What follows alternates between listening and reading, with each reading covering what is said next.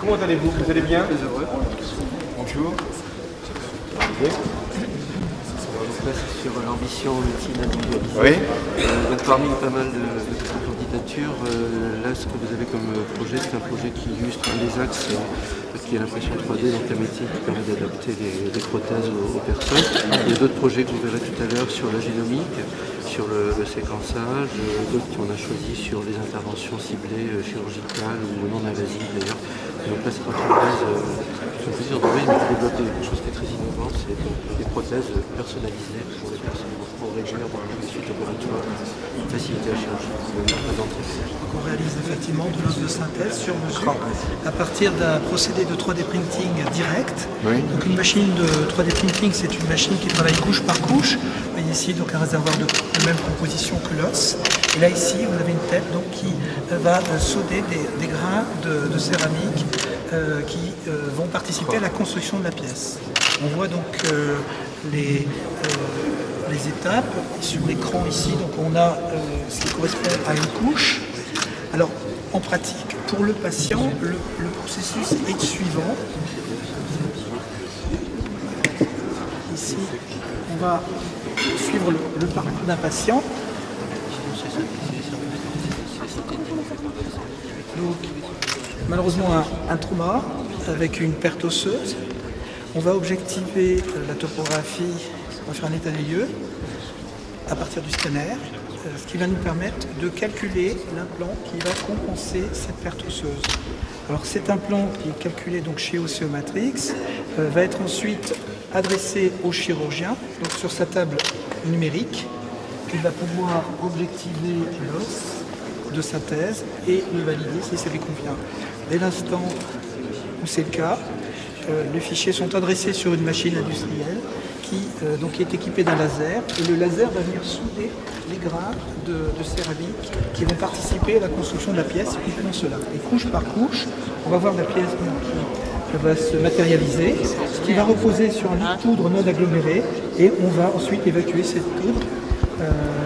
L'implant est ensuite inspecté, packagé, stérilisé, expédié, adressé à l'hôpital où il est mis en place donc, sur un mode stérile par les chirurgiens. L'intérêt est de diminuer le temps opératoire, le risque chirurgical et le patient ressort plus vite de l'hôpital. Voilà le scénario. Ça, c'est le type d'implant qu'on a fabriqué. On prend tous les risques avec ça, oui.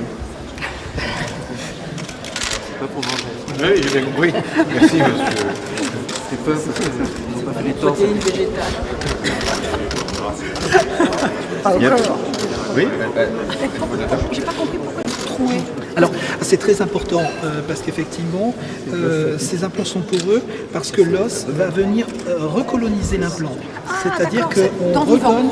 Exactement. On refait l'os vivant. Voilà, les micro-vaisseaux vont se mettre à l'intérieur et les cellules vont venir sécréter de l'os. Et au bout d'un certain temps, cette partie-là va se résorber et on aura de l'os 100% naturel.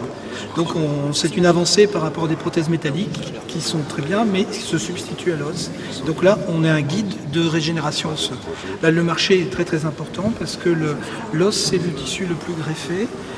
Et là, donc, on apporte une solution personnalisée pour des pertes osseuses qui sont très complexes, qui peuvent être crânio-maxillofaciales ou orthopédiques. Tous les os sont...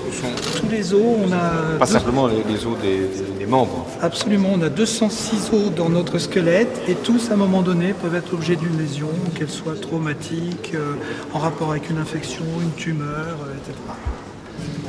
Et la France a une carte à jouer parce que dans le domaine du 3D printing direct de céramique, on est en avance. Alors qu'est-ce qu'il vous reste encore à développer? Parce que vous paraissez déjà avoir abouti à la réalisation. Alors l'intérêt effectivement pour nous de participer au programme de phase 2, c'est d'avoir une accélération du projet, nous permettre de monter le pilote industriel pour fabriquer les implants donc dans des conditions de bonne pratique de fabrication, pour faire nos essais cliniques pour valider sur un nombre de patients suffisant la technologie.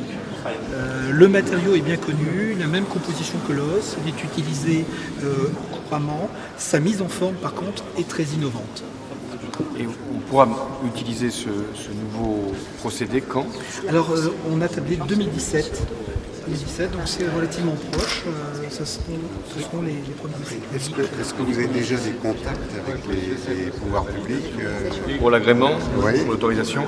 Oui, on a déjà établi des contacts avec l'AFSAPS et puis également avec notamment l'assistance publique des hôpitaux de Paris pour justement les services chirurgicaux, monter les protocoles de mise en œuvre de cette technologie. Oui, 2017, c'est demain. C'est très proche. Merci beaucoup. Merci monsieur le Président. Merci bien. Et vous êtes une société donc, qui s'est constituée depuis longtemps? Alors, on existe depuis 2009, on est basé au Génopole d'Evry. Oui, très bien. On est une TPE et là, dans le cadre du projet, on va embaucher 7 ingénieurs pour aller plus loin dans le projet. Très bien.